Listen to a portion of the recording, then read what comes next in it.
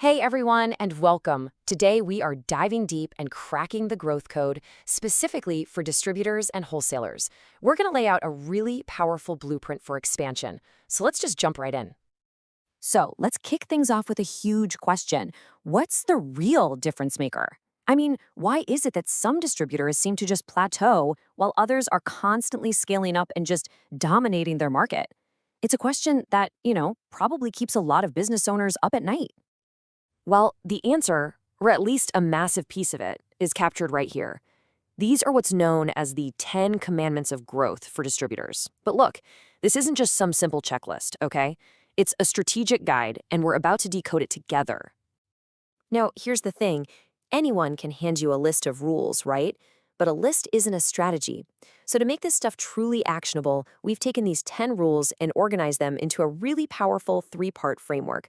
It's going to be so much clearer how all these pieces fit together to build a real growth machine. So here's our game plan.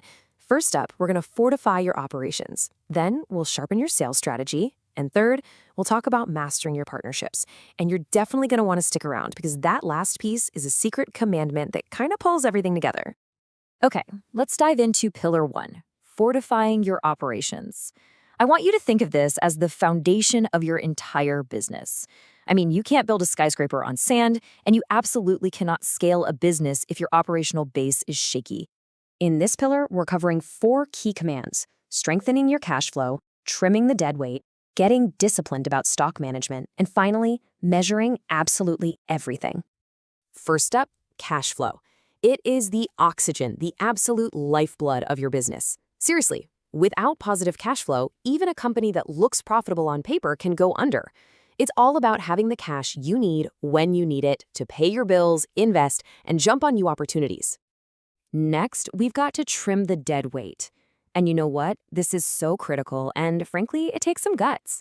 It means you have to actively cut the things that are holding you back. That product line that just doesn't sell, a service that's bleeding money, or even that one high-maintenance customer who you know is more trouble than they're worth.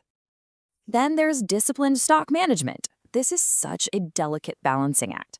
If you have too much stock, you've just got cash sitting there collecting dust on the shelves. But if you have too little, you're missing out on sales. The whole goal is to make your inventory an asset that's constantly generating revenue, not a liability that's just draining your cash. And the final piece of this pillar, measure everything. Because let's be real, you can't manage what you don't measure.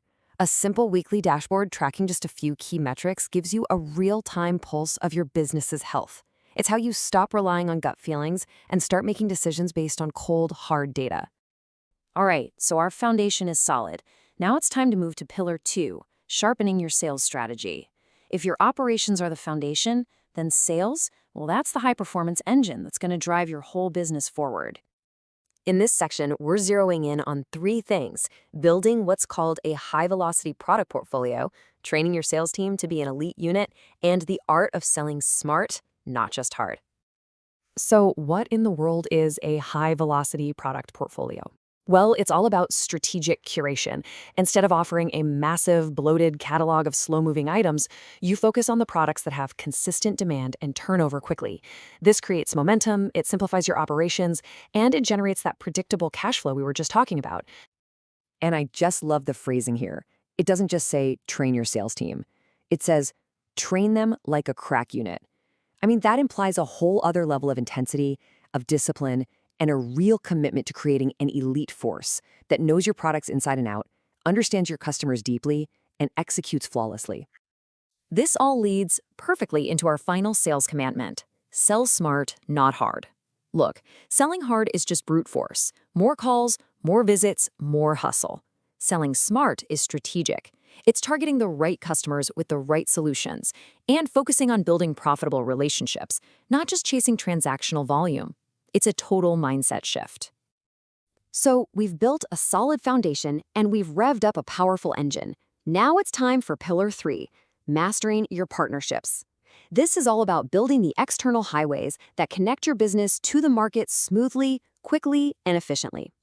This whole pillar is built on 3 key ideas: consistently upgrading your distribution plan, being very selective about choosing the right partners, and focusing on deep relationships. Upgrading your distribution plan isn't some task you do once and forget about. No, it's a continuous process of optimization. You should always be asking, how can we get our products to customers faster, more reliably, more cost-effectively? A superior distribution network is a massive, massive competitive advantage. Okay, this next one is a big one. You have to choose to work with manufacturers and suppliers who see you as a true partner, not just as a necessary middleman. Your growth is completely tied to theirs, so you have to align yourself with companies that invest in that relationship and actually value the critical role you play. And that brings us to the final point in this pillar. Ask yourself, are you just supplying a product or are you building a relationship? Just supplying is transactional, it's reactive, it's all driven by price.